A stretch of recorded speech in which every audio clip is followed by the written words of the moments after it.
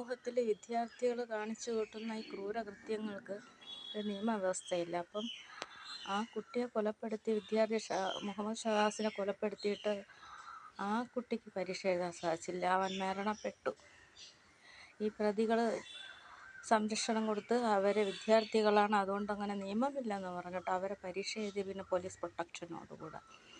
അപ്പം ഇനി എന്താണ് ഈ ലോകത്തുണ്ടാവണ വളർന്നു വന്ന തലമുറ? 14 വയസ്സ് മുതലേ ഈ കുട്ടികൾ ഇനിയും ക്രൂരകൃത്യം ഇത് കണ്ട് ഈ കുട്ടികൾ ചെയ്യും. ഇനിയും സഹപാഠികളെ കൊലയ്ക്ക് കൊടുക്കാനും മർദ്ദിക്കാനും അവരെ ഇത് കണ്ട് ഈ മുതിർന്നവർ കൂടെ, ഇനി മുതിർന്നവർക്ക് ചെയ്യാൻ സാധിക്കാതെ മുതിർന്നവർ തന്നെ ഈ കുട്ടികളെ കൊണ്ട് ചെയ്യിപ്പിക്കും.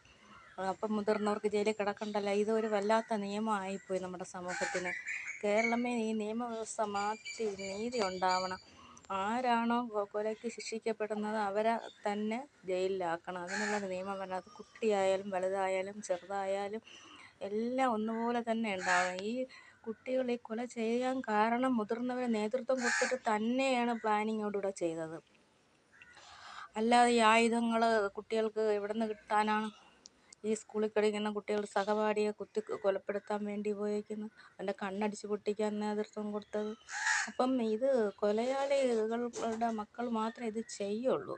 അപ്പം എന്താണ് ഇതിനൊരു പോംവഴി? നമ്മളെ നാട്, നമ്മളെ കേരളം നന്നാവണമെങ്കിൽ നമ്മളും നന്നാവണം, നമ്മളെ സമൂഹവും നന്നാവണം. എല്ലാവരും ഒറ്റക്കെട്ടായി ഒരുമയോടെ നിന്ന് പ്രവർത്തിക്കണം. ഈ മരണപ്പെട്ട കുട്ടിക്ക്, അതിൻ്റെ പെറ്റ തള്ളയ്ക്ക് വേദന തീരുമോ? അവരിതുവരെ നോർമലായിട്ടില്ല. അവരുടെ തീരാ വേദന ആരാ കാണുന്നത്? ഈ പ്രതികളുടെ അമ്മയ്ക്കോ അവരുടെ ഉമ്മയോ വാപ്പയ്ക്കോ അവർക്കൊന്നും ഇതറിയണ്ടല്ലോ. അവർക്ക് ആ വേദന ഇല്ലല്ലോ. അപ്പം എന്താണ് ഇതിന് പ്രതികാര നടപടി? ഇനി ദൈവത്തിൻ്റെ മുമ്പിലാണ്, അല്ലെങ്കിൽ ജനങ്ങൾ ഇതിനു വേണ്ടി ഇറങ്ങിത്തിരിക്കണം.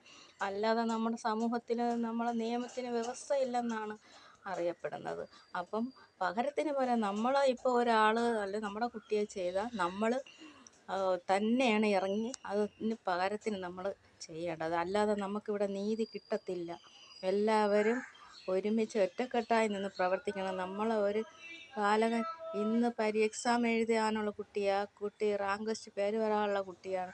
ഇന്ന് പരീക്ഷ പ്രതികളോ അവരെ ഇപ്പം മിടുക്കന്മാരാക്കി വിജയിപ്പിച്ച് അവരെ റാങ്ക് ലിസ്റ്റിൽ കയറ്റാൻ വേണ്ടിയിട്ടുള്ള എല്ലാ പാർട്ടിക്കളികളും ഇതിനകത്തുണ്ട്. ഈ മരണപ്പെട്ട ഈ മുഹമ്മദ് ഷവാസിൻ്റെ കുടുംബം നിർധനരായ കുടുംബമാണ്. അവരെ തരം താഴ്ത്തി ചവിട്ടി താഴ്ത്തിയിട്ടേക്കാണ്. അവർക്കാരും ഒരു തുണയായിട്ടില്ല.